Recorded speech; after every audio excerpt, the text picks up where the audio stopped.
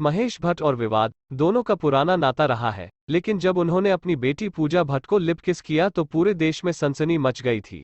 हर तरफ बहस छिड़ गई थी। महेश भट्ट पर समाज में गंदगी फैलाने तक के आरोप लगे थे। लेकिन इससे भी ज्यादा उनकी कड़ी आलोचना तब हुई जब उन्होंने पूजा संग शादी की बात कह दी थी।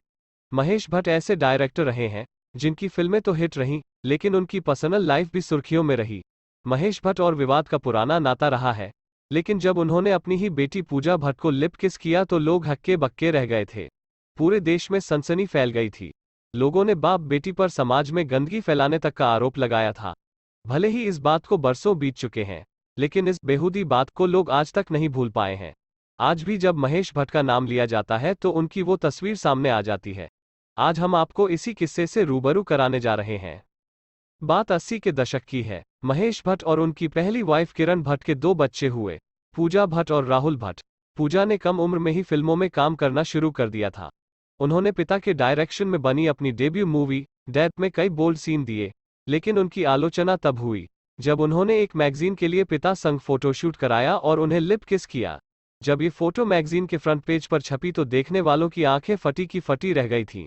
इस आग में घी डालने का काम महेश भट्ट के बयान ने किया, जो उन्होंने बेटी को लिप किस वाली फोटो वायरल होने के बाद दिया। उन्होंने कहा था, अगर पूजा मेरी बेटी नहीं होती तो मैं उससे शादी कर लेता। बस। इस बयान ने हर तरफ बवाल खड़ा कर दिया था।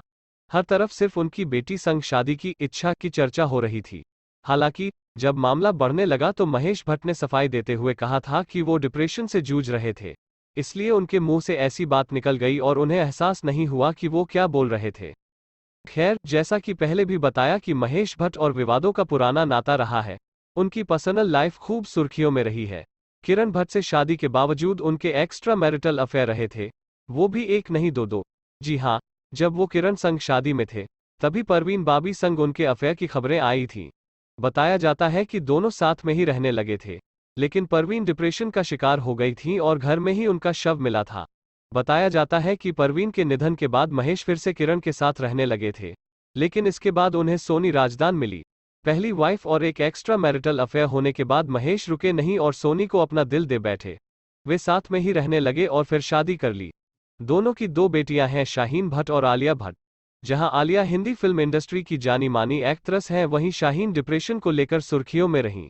जिया खान, वो एक्ट्रेस जिसने बहुत कम उम्र में ही सुसाइड कर लिया और उसकी मौत की गुत्थी आज तक सुलझ नहीं पाई है। उसके साथ भी महेश भट्ट की कुछ ऐसी फोटोज हैं जो कई सवाल खड़े करती हैं। परवीन बाबी, डिप्रेशन, जिया खान, सुसाइड, सुशांत, डिप्रेशन और महेश भट्ट। लोगों का मानना है कि ये कुछ ऐसा पैटर्न है जो महेश भट्ट के साथ जरूर देखने को मिलता है। अब ये वाला वाकया तो हाल ही का है, जब सुशांत सिंह राजपूत की मौत के बाद महेश भट्ट का नाम उनकी गर्लफ्रेंड रिया चक्रवर्ती के साथ जुड़ा। उनकी कुछ फोटोज सामने आई जिसमें महेश और रिया काफी क्लोज नजर आए। फिर इनके अफेयर की चर्चा होने लगी। महेश की उस समय भी खूब आलोचना हुई जब ये बात सामने आई कि वो रिया के कहने पर सुशांत को समझाने गए थे। उन्होंने डिप्रेशन को लेकर दिवंगत अभिनेता को काफी ज्ञान बांटा था और ये भी कहा था कि वो सुशांत परवीन की राह पर ही जा रहा है, जिसका अंत बहुत बुरा है। सुशांत की मौत के बाद महेश भट्ट फिर ट्रोलर्स के निशाने पर थे। फिलहाल वो फिल्मी पर्दे से दूर हैं और इन दिनों बेटी आलिया भट्ट और रणबीर कपूर की शादी को लेकर सुर्खियों में हैं।